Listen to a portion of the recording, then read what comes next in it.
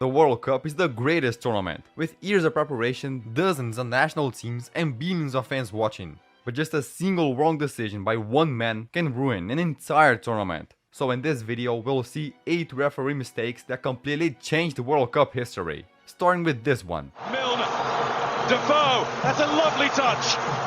Lampard! Brilliant! It was in, no! That surely crossed the line! In the knockout stage of the 2010 World Cup, England faced Germany, in a match everyone had huge expectations. That was in the round of 16, where Germany started strong, scoring twice in a row. But then England began to grow into the game, pulling one back with a header, 2-1. Then just 2 minutes later, lovely touch! Lampard!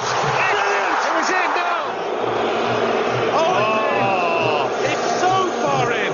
even the manager celebrated, but the referee did not give the goal, so the equalizer was denied. From that moment on, England continued to try, but Germany defended very well, until in the second half, Müller sealed the deal by scoring 2 more goals. The scoreline completely changes the mood of a match, so if Lampard's goal had been awarded, the game could have had a completely different story.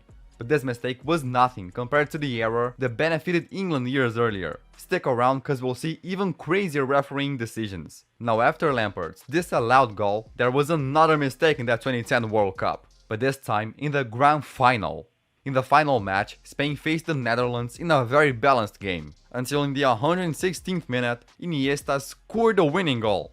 But wait, cause just 1.5 minutes before Iniesta's goal, something very controversial happened. It's taking a bit of time. Sneijder has a crack, there's a deflection! In the 115th minute, Schneider took a shot that deflected off the wall and went out, so it was a corner for the Netherlands. But then... Resulta que estamos más Ahí va el acertados. disparo, la protege Casillas, saque. De puerta, ¿no? De puerta. Es clarísimamente córner, es clarísimamente córner. Instead of giving a corner to the Netherlands, the referee gave a goal kick, which completely changed the course of that World Cup. Because the next time the ball stopped, it was inside Stekelenburg's net.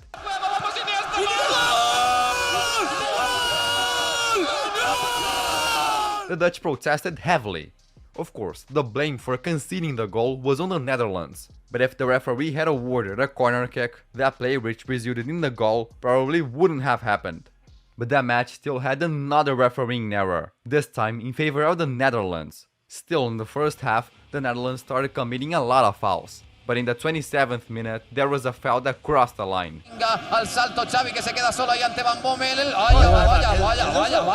Vaya. Pero qué espectáculo. The midfielder De Jong kicked Xabi Alonso in the chest.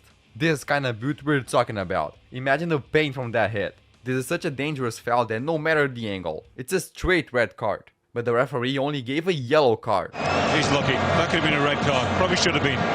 No attempt to play the ball at all. In the 27th minute, the Netherlands should have been down to 10 men. If there was VAR, the story would be different. But if you think the 2010 World Cup had many refereeing errors, it doesn't even come close to the 2002 World Cup.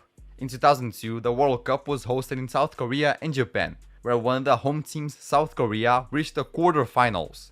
They had already gotten past Italy in the round of 16 with very controversial refereeing decisions. But the worst happened in the quarterfinals. The home team faced Spain with players like Casillas, Hierro and Morientes, so Spain started better with far more chances, yet it remained 0-0. Until in the second half in a free kick, Spain finally scored, but the referee called a foul that didn't exist. That was bad, so eventually the match went to extra time, where there was an even worse decision. Right in the beginning of the extra time, Joaquin crossed the ball and Baraja put it into the net. That should have been the golden goal. But once again, the goal was disallowed. The reason? The assistant referee said the ball had crossed the line before the cross, but it wasn't even close to that. For the second time, Spain was denied the goal. That would have been the golden goal, which should have been a Spanish win, ended in a draw.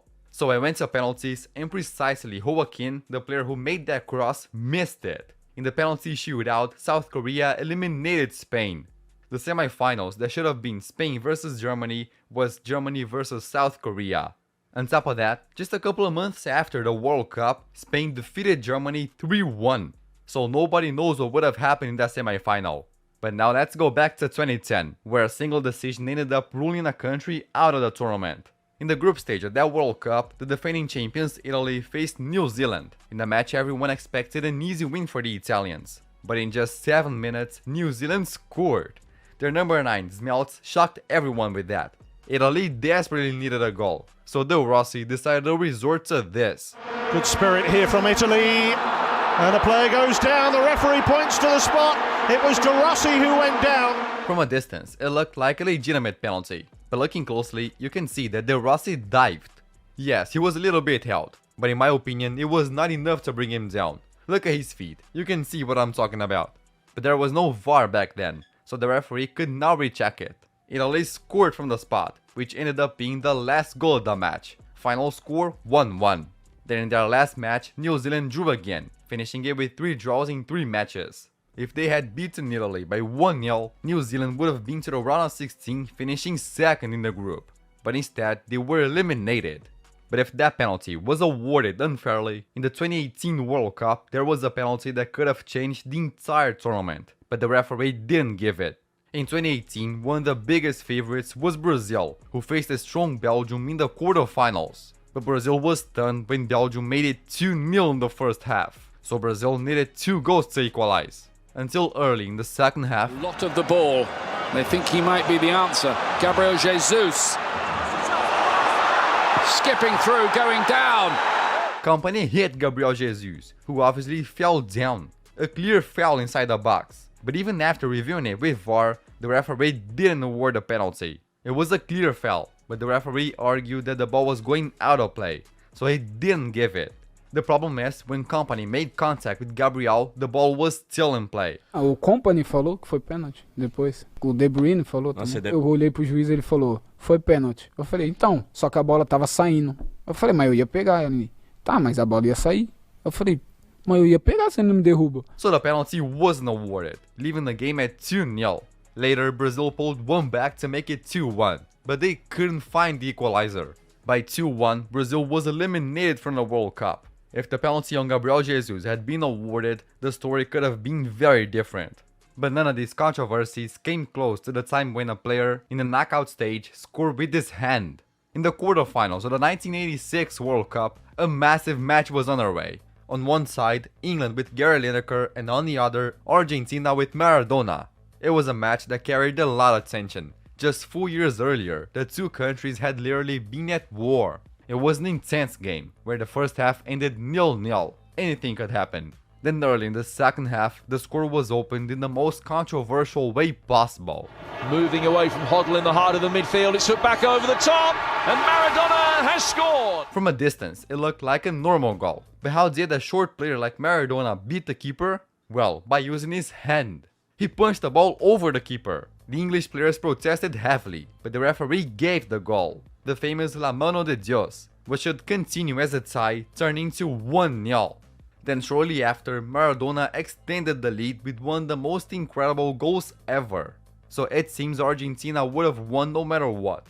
But that wasn't the last goal of the match. In the end, Gary Lineker scored a header, making it 2-1. If Maradona's goal had been disallowed as it should have been, Lineker's goal would have been the equalizer, but would completely change the story of that match. Just imagine if Maradona had lost that game. He wouldn't win the World Cup.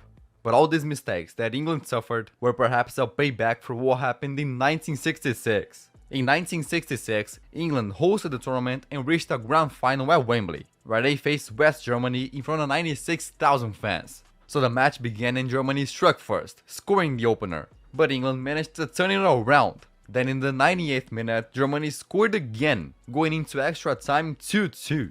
Both teams could end up lifting the trophy, until the referee made the worst decision possible. Crossed into the box, Hurst, terrible first touch, shoots off the bar and out, and cleared away for a corner kick. The ball hit the crossbar, bounced on the line and didn't go in. But the linesman claimed they had, so the referee awarded the goal. It's a goal! It's a goal! Here's the replay, the shot, the ball did not cross the line, look at that, it couldn't be more obvious. Now instead of the match staying tied, England took the lead.